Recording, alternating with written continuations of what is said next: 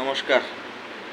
जे लोक नेहमी म्हणतात ना राव का लग्नाचा काय खर्च करायचा आहे, लोकांना जीव घालून काय फायदा, लोक नावच ठेवते वगैरे वगैरे वगैरे, त्या लोकांना सांगायचं आहे तर लग्न हे एकोप्याने येण्याचं एकमात्र प्रसंग असतो.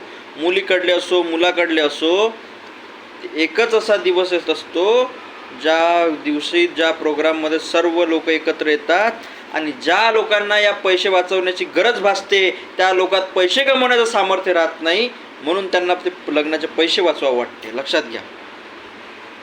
अरे वाचवण्यापेक्षा कमवण्याला प्राथमिकता द्या. तुमच्यासारखं सुखी जीवन कोणाचं राहणार नाही मित्रांनो.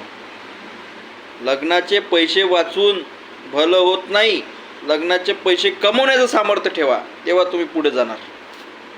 समजलं का? लोक येतात तुमच्याकडे, त्यात जेवण करण्यासाठी येत नाही. बरं दुरून दुरून लोक येतात तुमच्या लग्न करण्याप्रसंगी, ते जेवण करण्यासाठी येत नाही.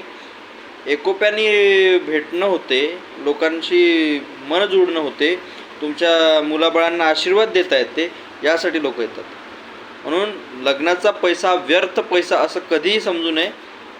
ते एक आपली संस्कृती आहे आणि लग्न हे थाटामाटात झालंच पाहिजे.